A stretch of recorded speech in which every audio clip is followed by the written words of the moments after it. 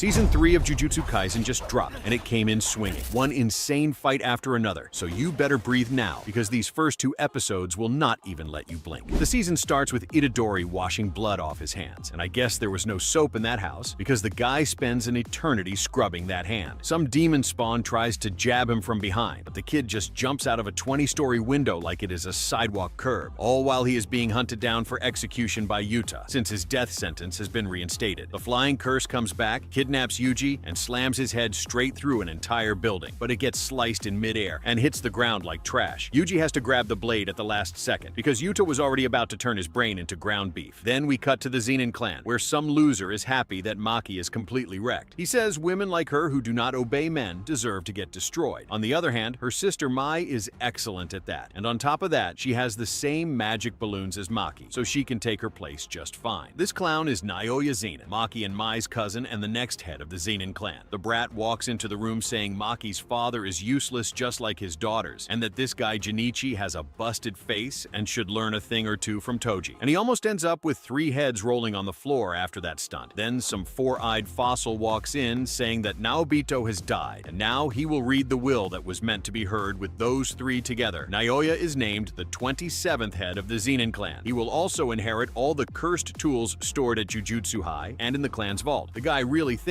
he is Zoro now, ready to fight with 3 swords, but he still needs permission from Junichi or Ogi to actually use those weapons. The real problem is that if Satoru Gojo is confirmed dead, the contract with Toji Fushiguro will be honored, and Megumi will be welcomed as the new head of the Zenin clan and inherit everything. The blonde brat freezes, because that means nothing will be left for the little prince. He screams that it makes no sense for some random kid to become clan leader. His assistant says Megumi is currently on a mission to find Sukuna's vessel, so Naoya says he will go kill Itadori and take care of Fushiguro while he is at it. Tokyo is complete chaos anyway, so no one will question if they just drop dead out of nowhere. After that, we see Itadori all depressed on a staircase, saying that the only wound that did not heal is the one where he took the Black Flash, probably because Sukuna's power is getting stronger and stronger. He asks Choso if he does not hate him for killing his brothers, but the guy says he knows it was an accident, and they head out to exorcise as many creatures in the city as they can. Then we finally go back to where Season 2 ended, with Itadori sprinting like crazy from that pack of monsters. He jumps off the bridge and some creepy squirrel tries to grab him, but gets both feet in the chest as a wake-up call. The discount One Piece sea monster also shows up to chomp on the kid, but takes a punch that shatters those rotten teeth that have never seen a toothbrush, and pieces of that overgrown worm start raining down. A buff Cyclops tries to copy Yuji's kick from earlier, but the protagonist dodges and starts doing full parkour to escape the demon apocalypse chasing him. But in reality, it was all a setup to gather them in one place, so Choso could fire a single bloodshot that pierced those abominations in one go. One of them still manages to escape and tries to jump Choso from behind. Yuji says dinner is guaranteed, and they just earned a lifetime supply of grape juice. Meanwhile, the death painting admits that Yuji really has improved his cursed energy control and turned into a full war god. Out of nowhere, Naoya shows up calling Megumi slow for still not arriving. He asks why Itadori is making such a scene instead of running, since he was sentenced to death after losing Gojo's protection. Choso does not like that one bit. The shady blonde says he only wants to settle things with Megumi and does not care about them, so he will just break Sukuna's vessel's leg so he cannot get in the way. He spawns right next to Itadori and nails him with an elbow to the mouth, followed by a sweep. Big Brother charges in full of rage, but gets hit with a combo like an 8-trigram 64 palms knockoff just to be clowned on. He almost lands a heavy right hand, but Naoya is way too fast and dodges both of them at the same time. He says they are better than he expected, so he will pick up the pace a little to see what they can really do. But out of nowhere, the 3 of them feel a sinister aura, heavier than even Satoru Gojo's. It is Yuta, who is surprised the protagonist is not alone, and asks what each of them is to Itadori. Naoya already raises his hands, telling him to relax because they are on the same side. Yuji instantly realizes this is Okatsu Yuta, the guy sent to execute him, a special grade sorcerer, just like Gojo. Naoya explains that he is Maki's cousin and was also sent to execute Itadori, but he is happily dumping all the work on Yuta now. Choso already wants to get out of there because there is no way they can outrun that blonde cockroach. The 2 brothers agree to meet at the designated spot, and before Yuji can even think about running, he is already being chased by the son of the Flash. Choso tries to block Okatsu's path, but that annoying Naoya shows up just to ruin everything. He says this blood manipulation is not that scary, except for piercing blood, so he says it will not be a problem for him. But Choso asks if this idiot really thinks he can mess with his little brother and walk out of there alive. Then we jump jump back to the present, when Itadori has already been completely cornered by Yuta. The sorcerer is so fast that his attacks look invisible, but Yuji still manages to dodge every single one at the last second, until Yuta pours cursed energy into his strike and sends the protagonist flying. He reveals that his cursed energy is even larger than Gojo's, but Gojo uses the 6 eyes and barely spends any energy to activate his technique. After the trash talk, he goes right back to trying to slice Yuji apart. Yuji starts remembering his best friend telling him that the stronger the sorcerer is, the harder it is to read their cursed energy, so it is impossible to predict their attacks until the very last moment. But in Yuta's case, his power is overflowing, and a single scratch could easily shred every organ in Yuji's body. Yuji says he cannot die yet and goes back to full parkour mode to escape. He tries to use a technique with a cursed knife to defend himself, but he never even trained with that thing, so there is no way it is working on a monster like Yuta. Yuta says the kid is paying way too much attention to the sword and drives his knee straight into Yuji's jewels, almost deleting his entire family tree. The knife shatters, and Yuji takes a grazing cut on his hip, but he still snaps Yuta's sword in half in the blink of an eye, worthy of one of Gojo Satoru's students. Yuji says it is just a small wound, and now that both are unarmed, the fight is even. But he had already fallen into Yuta's trick and is being restrained by his Shikigami. Rika is so strong that the protagonist cannot move a single muscle. Even with the broken sword, Yuta drives the blade through Itadori's heart, but inside him, the most powerful curse of all is just waiting for a chance to wake up. Meanwhile, Discount Minato Namikaze is beating the life out of Choso, landing punches so fast he barely has time to breathe. The blood manipulator has been completely overwhelmed. There is no way he can stop to figure out his opponent's technique, and he gets thrown into the wall like a wet trash bag. Naoya asks what this guy is supposed to be to endure that much, and Choso says he is the eldest of 9 brothers. Obviously, that is not what Blondie wanted to know. Suddenly, it looks like the blonde clown disappears, but in reality, he is copying Sanji's trick, moving so fast he cannot be seen. Little by little, Choso tries to match his movements, but he takes a surprise stab right in the gut and only survives because he activated Flowing Red Scale. He focuses all his power into the muscles of his eyes to boost his kinetic vision, but Naoya is already attacking with moves that expect a counter. However, stopping a simple bleed should not be a problem for a guy whose whole thing is blood manipulation. Naoya tells him not to tell anyone that he used a hidden weapon, or he will be a joke in the sorcerer's group chat. Not that Choso is supposed to live long enough to tell anyone. These two are complete opposites, because while one loves his brothers, the other hates his from the bottom of his rotten soul. Out of nowhere, Big Brother summons a tsunami of blood that catches Naoya off guard, because it makes no sense that Choso is still alive after losing that much blood. But death paintings like Choso can convert cursed energy into blood. So, as long as they have even a drop of energy left, they cannot die from bleeding out. The blonde brat has to dodge every single piercing bloodshot, or he is going to end up looking like a strainer. But his legs start getting heavy because Choso hardened the blood that splattered on his clothes. He says now it really is checkmate. Naoya says he is not so sure about that because he can see movements frame by frame, like everything is in slow motion, so he can easily dodge those tiny lethal drops of blood. What he does not understand is why the guy is not firing yet. In reality, this is a special attack Choso developed after fighting against his own technique for 150 years. His supernova starts exploding from every direction, completely trapping Naoya with nowhere left to run. Choso turned the blonde clown into a rag doll and was about to finish him off for good. But Yuta shows up dragging Itadori's body and lands one punch that gives Choso the blue screen of death. Out of nowhere, Naoya starts spitting strawberry juice without understanding what is happening because his body is rejecting all the monstrous blood from Choso that mixed with his own. Yuta asks if he wants a heal with his reverse curse technique, and in exchange asks him to report Itadori's death to the higher-ups. Suddenly, the protagonist has a memory from when he was being born. His grandfather is telling his father to stay away from that woman because she is from the job, and the real one already died. Then Itadori's mother appears asking what nonsense he is talking about, but in reality, that is Kenjaku controlling her body. Hours later, Itadori wakes up and has no idea what is going on when Yuta looks relieved that he did not actually die. Yuta explains that a few months ago, Gojo himself came to ask him to look after Itadori if anything happened, so he was forced to put on that whole show and make it look like Yuji really died. When Gojo asked that, Yuta thought it was some drama with a woman because he could not imagine anything happening to the teacher. But Discount Kakashi asks him to take special care of Yuji Itadori, since he had been sentenced to execution, just like Yuta once was. Of course, the people who hired him to send Itadori straight to hell are not stupid. Before being accepted as the executioner, he had to make a binding vow to guarantee he would kill the kid. That is why he had to kill him lightly, then immediately use reverse cursed technique the moment his heart stopped attempt to bring him back. But this is already the second time Itadori has faked his own death, so it will not take long for people to figure out the truth. Out of nowhere, Megumi shows up to take Yuji back to the school, since the barrier is weakened and there is no problem if no one sees his face. Itadori tells him to stop pretending nothing happened, because he killed a lot of people, but Megumi says the blame is on all of them, and that is no reason to give up so easily. They need to save as many people as they can to make up for what they have done. He says Noritoshi Kamo set up an execution game for sorcerers called the Culling Game, and Fushiguro's sister was dragged into that slaughter too, so he begs Itadori to lend him his strength one more time. Basically, this Culling Game is Kenjaku's plan to manipulate cursed energy on a national scale, forcing the evolution of humanity through transfiguration. Itadori tells Yuta that Sukuna is clearly planning something nasty for Megumi. He says Sukuna probably took his body in Shibuya because they forced him to eat 10 fingers at once. Now he has 15 fingers inside him, and Yuji asks them to kill him without hesitation if Sukuna takes control again. So now it is time to return to the school and contact Tengen, so they can open that cursed Rubik's Cube Kenjaku used to seal Gojo. Megumi explains that Yuki Tsukumo is also hiding at the school because she does not want to face the higher-ups after cooking up that crazy plan. The problem is that to find Tengen, they need to pick the right door among 10,000 possible doors where he might be hiding. Itadori asks what happened to Nobara, but Megumi does not even need to say anything for him to understand she already signed with the underworld team. Suddenly, Choso appears saying maybe he can help with the veil of concealment. Both of them are shocked that he was there listening the entire time. He says they will do the same thing Mahito did when he stole Sukuna's fingers from the death paintings. They head to a cabaret room where they find Maki completely wrecked. Yuki explains that Maki was barely saved by reverse curse technique. Choso starts explaining the plan to bypass the barrier. He says on the way to the Tomb of the Star is the forbidden vault that holds Jujutsu Hai's cursed tools, along with the remains of his brothers, so he can use that to track what they are looking for. It is a great plan. No one has any idea who this weirdo is. When Itadori says he is kind of like his older brother, Choso nearly has a stroke from pure happiness. They open a door that Big Brother tracked and head to an elevator leading down to the Tomb of the Star. They arrive in an all-white room, and Yuji immediately thinks he is in heaven, but they are actually being rejected by the space. Just as they are about to leave, Tengen appears asking if they are already going. He says it is a pleasure to meet the son of the Zenin clan, the descendant of Mikazane, the fetus from the death paintings, and Sukuna's vessel. Not even a hi for Yuki. And if you made it this far, it's because you're a real anime fan. So, I've got a gift for you. Have you ever thought about making money with anime? Getting thousands of dollars every month just to work with your favorite anime? Yes, it's possible. Just with my channel, I've already made over $100,000 this year, working from home, from the beach, and even from a hotel pool. And best of all, making videos about my favorite anime. And I'm about to do something crazy. Right here in the description of this video, I've prepared a video for you, explaining step by step how you can start an anime channel on YouTube today without investing a single cent, get tons of views, and also make big money with your channel. And the best part is, I explained everything like it's inside an anime world, so even a goblin could understand. So click the link in the description and go watch the video now, because I won't leave it up for too long, alright? Don't come crying later.